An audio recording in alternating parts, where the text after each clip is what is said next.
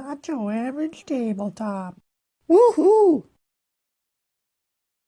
Welcome to Nacho Average Tabletop. I'm Zach. And I'm Pepper. Today we're giving our first impressions of Monkey Palace, which, as you can see here, are using the publisher Lego to make this game. It's a Lego game, Yeah, which kind of immediately makes you I don't know, makes me excited, but at the same time makes me a little hesitant because it's like, is this really a game or is this more a way to sell some Lego? And it's just kind of a I don't know, more of a very light game. Might be a game there, but might not be ultra interesting.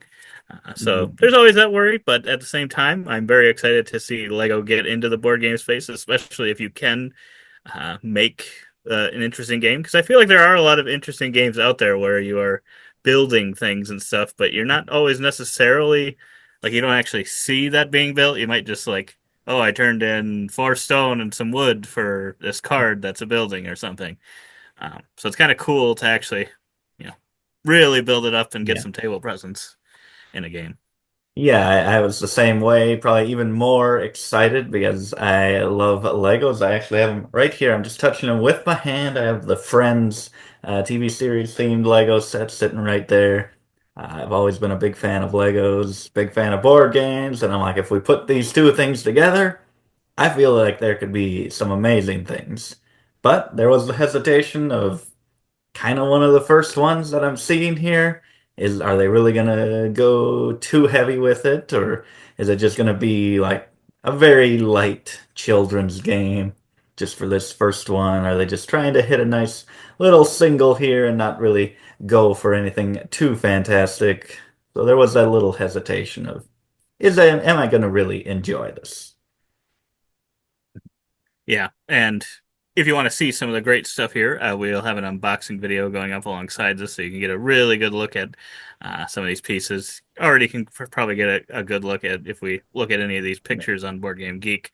But yeah, once we got into it, I'm happy to report, for me anyway, I can't speak for Pepper, but that it kind of found that just Okay, this is that is this not is quite what it looks like. multiple copies put together here at some special event. It does not get that crazy. No, it's That not is quite that much. that looks pretty dang cool. It Uh, does look cool. But I yeah, I like will it. say that they found the perfect, well, maybe not perfect, but very close to perfect balance of kind of all the things I was hoping for in the game. A good utilization of the Lego pieces themselves. It made sense to use them. And also having some good decisions and kind of an engine buildy feel. There was enough there to actually feel like you had an engine build. Kind of as you're getting these cards completed, you can see you got ongoing benefits from them, Yeah. and you could potentially, as you get more and more cards, you're covering those up, so you're having to decide which ones you want to keep.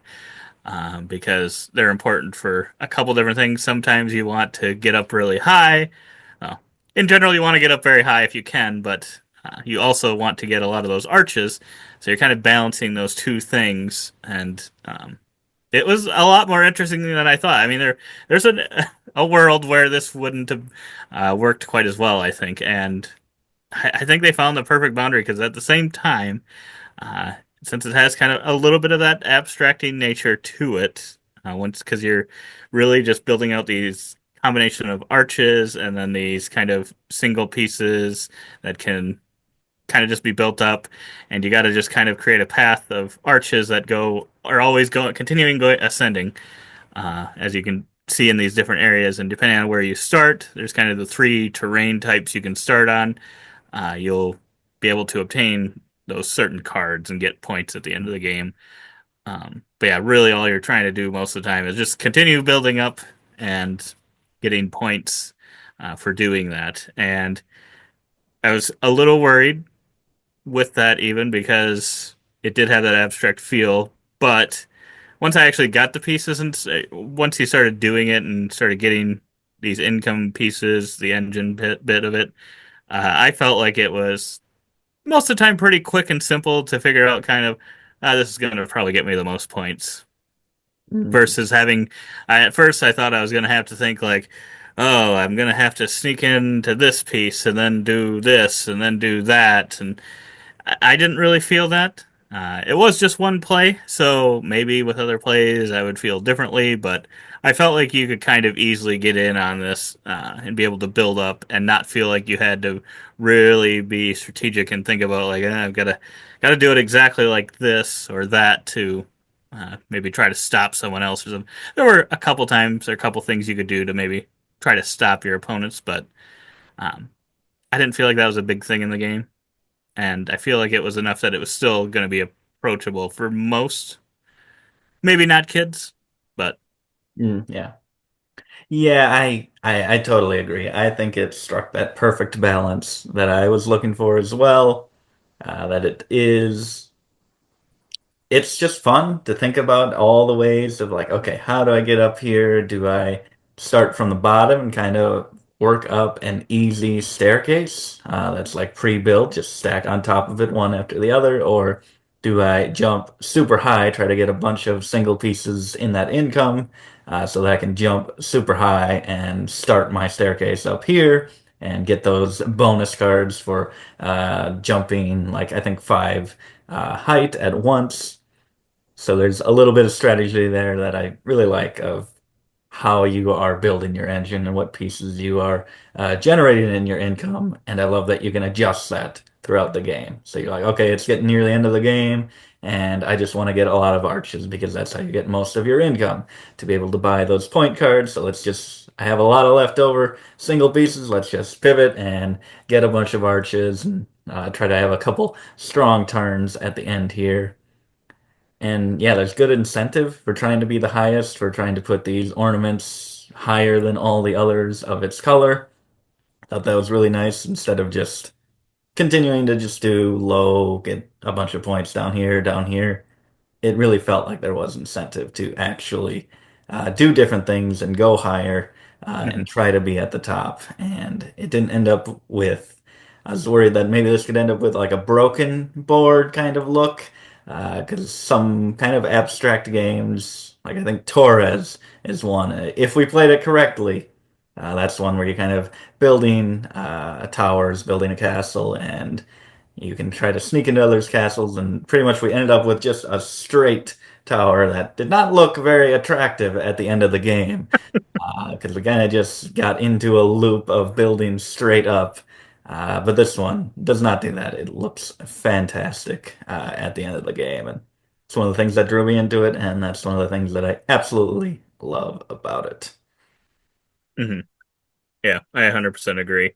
And yeah, for me, that probably puts this one as a first impression, probably at a 7.5 for me, which I think is higher than I had originally thought it would be. And this one could sneak up maybe even a little bit more with a few more plays if it did end up feeling that same way.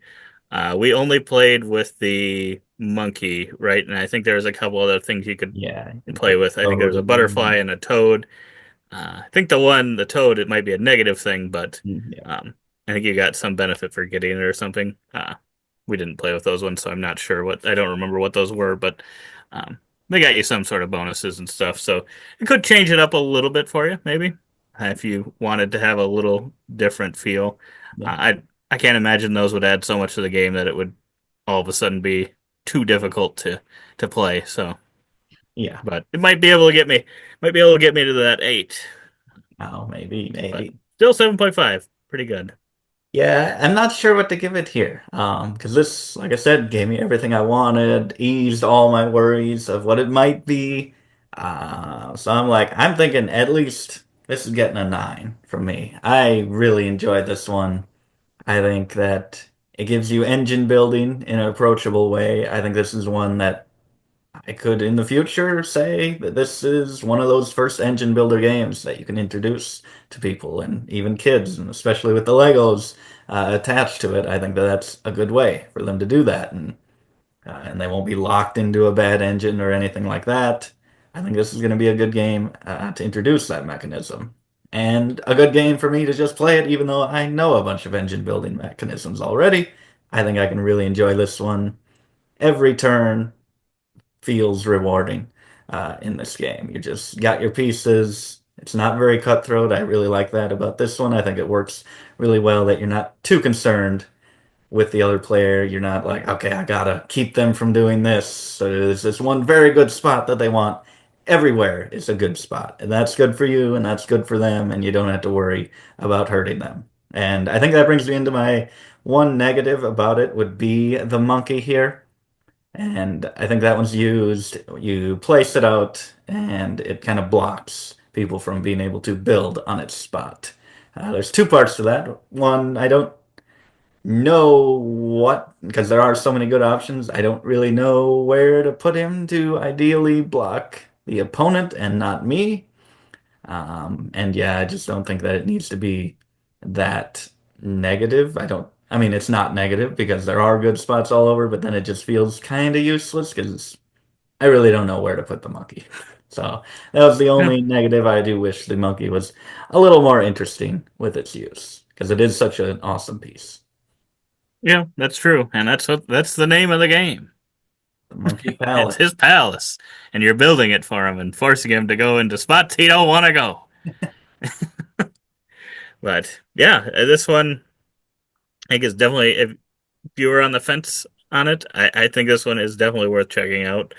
Yeah, and even though it may not be the most inspiring colors of Legos, I think it works. It ends up working when you start adding those plants and stuff to it, and um, yeah, even though you got a lot of kind of browns and stuff, uh, I think they work.